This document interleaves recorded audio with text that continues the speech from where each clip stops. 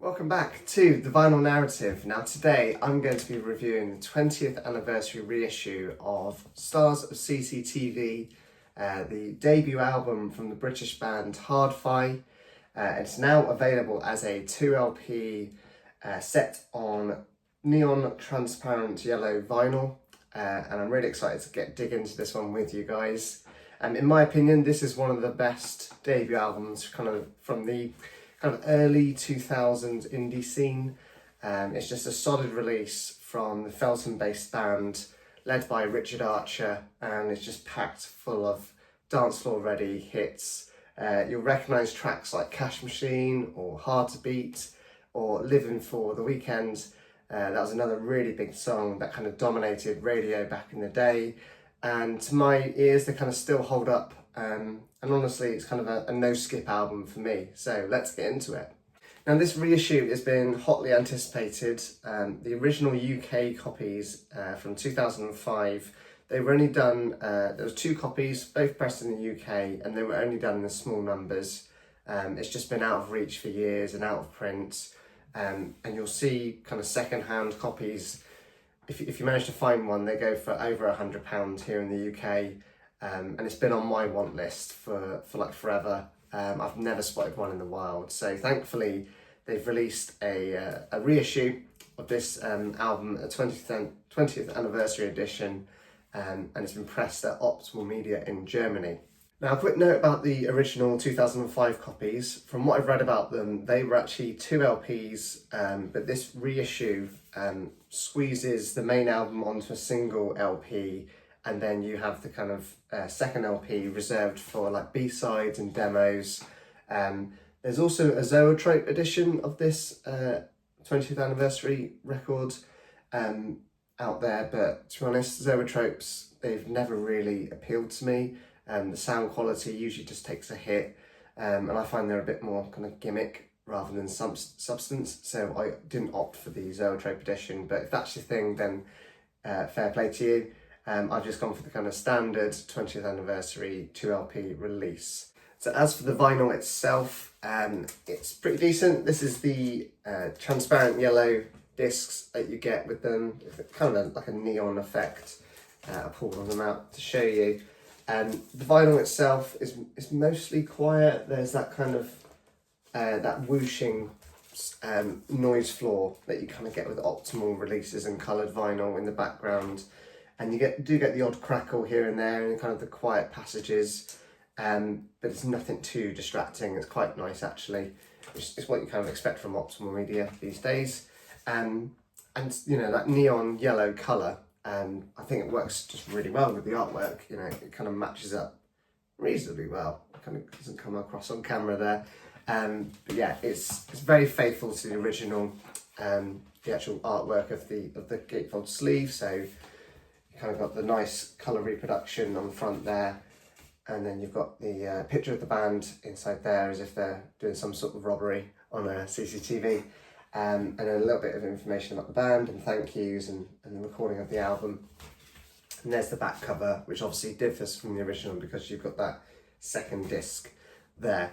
But yeah, it's a decent gatefold sleeve, nothing too fancy, not like a Stelton tip-on or anything like that, just a kind of standard gatefold, but not too flimsy either.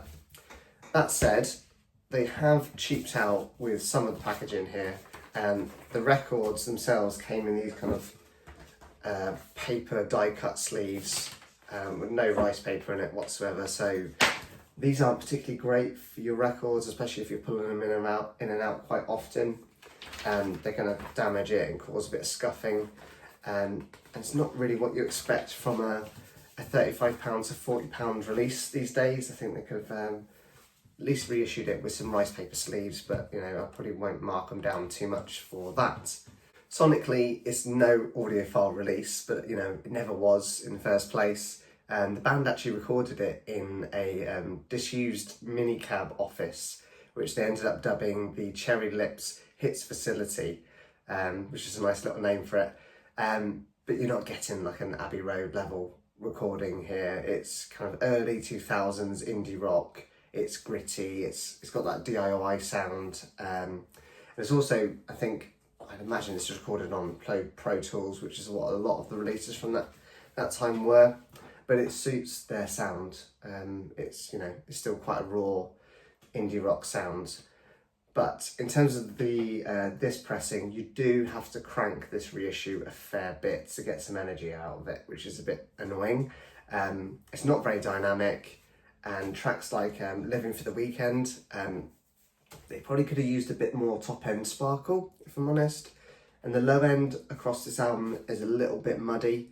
You know, that kind of makes certain songs suffer a little bit. So bass heavy songs like Middle Eastern Holiday or Got a Reason, they almost sound like they're distorted when it gets quite loud and quite compressed, which, you know, it's a bit annoying, but they are the two kind of worst offenders. The rest of the album plays through quite nicely, and it's still an enjoyable listen. So that's the standard album, but the bonus disc that we get with this, it's a bit of a mixed bag. It's got some B-sides on it, like Stronger and Sick of It All, which are good tracks in their own right, not like, you know, cracking like the standard album, but they're good songs. Plus you've got a few covers, so you've got Seven Nation Army by the White Stripes, you've got Peaches, that's Strangler's classic, and then you've got 1969, you know, that amazing song by the Stooges. Nice covers of that. And then on the kind of flip side, side D of this, you've got some demos. You've got 3 of them. You've got Hard to Beat, you've got Moving On, which sounds quite good, but I think Hard to Beat is probably the most, oh sorry, I'm forgetting one there, aren't I? Move On Now, and then you've got a Reason, which is just kind of a standard version of that song. The album version is much better, but the one that stands out to me is Hard to Beat. It's kind of interesting to see how that song kind of evolved over time, right down to kind of Richard Archer's pronunciation of the word beat.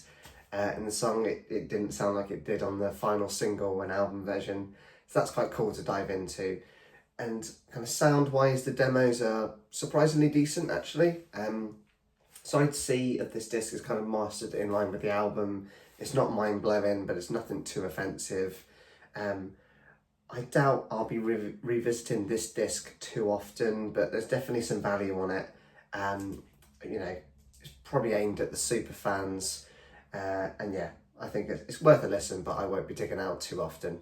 So if I had to rate Stars of CCTV, the 20th anniversary edition, I'd probably give it 7.5 out of 10, and that's probably a generous score because I've just simply been waiting for this on vinyl for such a long time.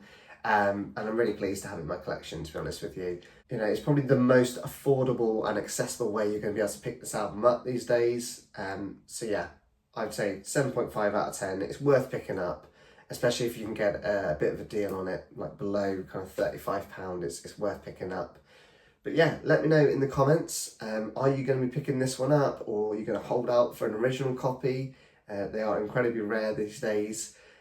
Or even if you've listened to this 20th anniversary edition already, how did your copy sound? And are you enjoying it like I did? So yeah, let me know. And thanks again for watching this review.